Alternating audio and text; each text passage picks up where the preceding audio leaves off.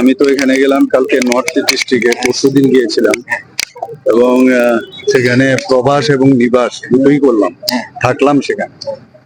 তো আগে থেকেই বিভিন্ন সময়ে খবর আসছে তুরাইবাড়িতে বিভিন্ন ধরনের কমপ্লেন আসতো এবং সরজমিনে দেখার জন্যই সেখানে যাওয়া।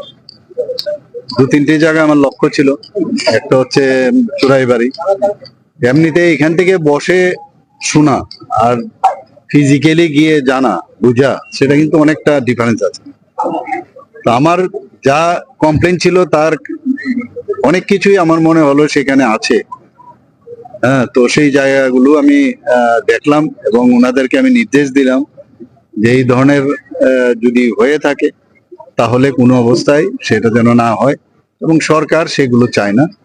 এবং আগামী দিন যা যা এগুলোর যে সমস্যাগুলো শুনেছি, আর সেই সমস্যাগুলো যদি সমাধান না হয় তাহলে সরকারের তরফ থেকে যা হওয়ার হবে। এবং মানুষ সেখানে আরেকটা জিনিস আমি দেখলাম যে আসাম এবং ত্রিপুরার যে বর্ডার, সেখানে কিন্তু আসামের সাইডেও কিন্তু এই ধরনের একটা মানে চেকিং হয়, কিন্তু জায়গাটা খুব স্বল্প পরিসর, ওই টার্নিং পয়েন্টে। এতে করে অনেক লাইন গাড়ি দাঁড়িয়ে যায়।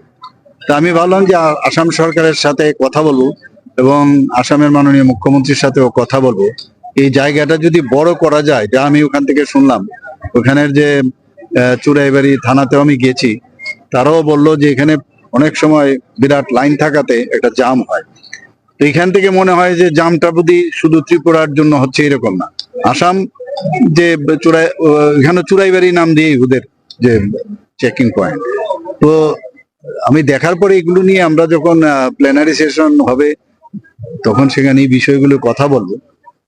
আর আরেকটা জিনিস আমি দেখলাম যে এটা নিয়েও প্রচুর কমপ্লেন এসছে যে ক্রাশিং নিয়ে, এই ক্রাশিং স্টোন যে হয়, তো সমস্ত জায়গায় যেভাবে পলিউশন, ধুলো বালি ইত্যাদি, মানে গাছপালা, মানে খুবই বিচ্ছিরি অবস্থা।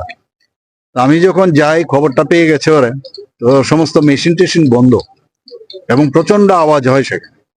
আর নিয়ম অনুসারে মেইন যে ন্যাশনাল হাইওয়ে থেকে মিনিমাম কিছু 60 থেকে 70 বা এর থেকে এক্সাক্ট মিটার বলিনি আমাকে যতদূর মনে পড়ে 60 থেকে 70 মিটারের ভিতরে বা 100 মিটারের মানে মেইন রোড থেকে এদের এই ধরনের ক্রাশিং যে সেন্টার আছে সেটা করে। আমি জিজ্ঞেস